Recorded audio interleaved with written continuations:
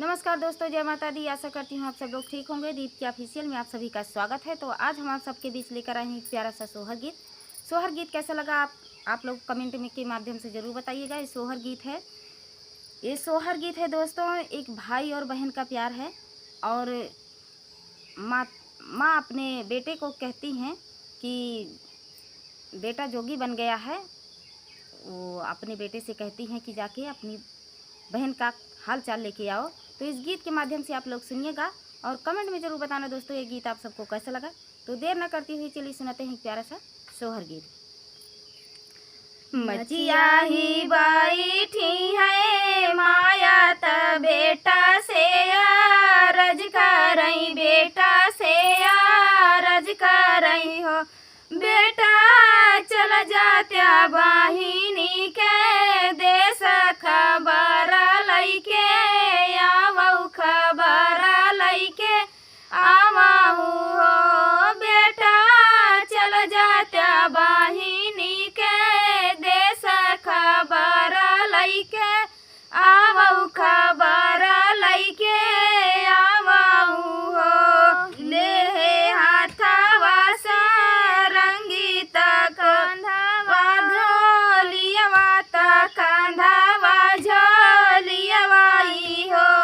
मैया कैली ले जोगिया के भेष बाहिनिया देश चलले, बाहिनिया देश चलले ली हो। बहिनी कैली है जोगिया के भेष बाहिनिया देश चलले, बाहिनिया देश चलले ली हो। घूमै लागे गावाना के गलिया त बाना बाना भटकाई त बाना बाना भटकाई हो। भैया पहुँचे है बाहिनी के देश तया लाख जा गावई, तया लाख जा गावई हो। बहिनी पहुँचे है बाहिनी के देश तया लाख जा गावई, तया लाख जा गावई हो।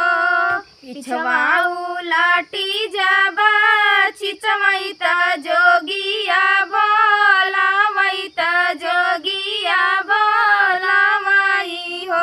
बाबा लैले त्या भिखिया हमारा भीतर चली जाइत, भीतर चली जाइती हो।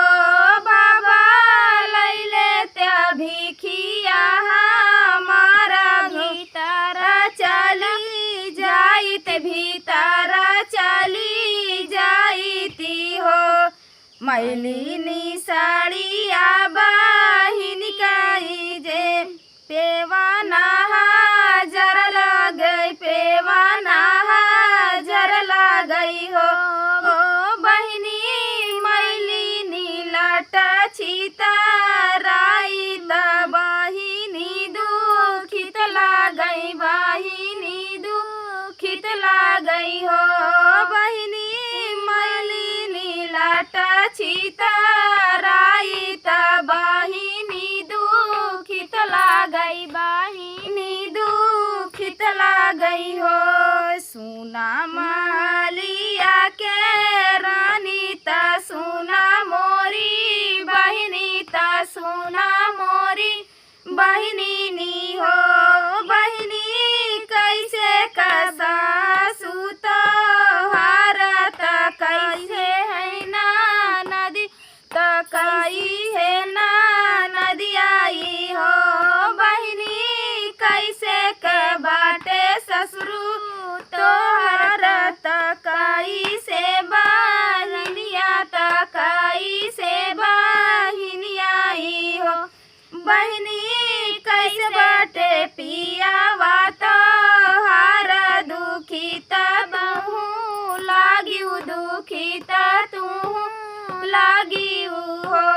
बहिनी कैसे बाटे पियावा तो हार दुखित तू लागिउ, दुखित तू लागेली हो।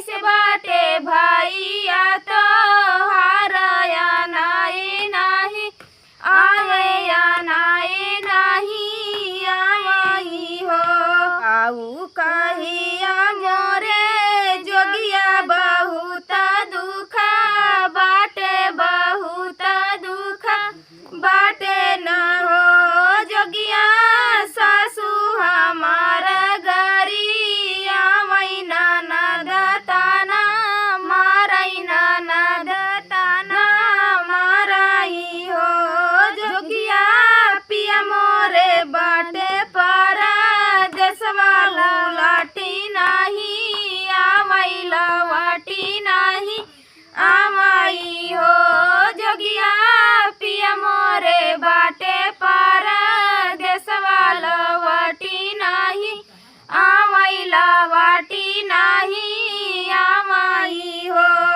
जोगिया पिया मोरे आवई हो जोगिया भैया मोरे बाटरिया केलाया नाई नहीं आवैया नाई नहीं आवई हो जोगिया भैया मोरे बाटया केलाया नाई नहीं आवैया नाई नहीं आवई हो।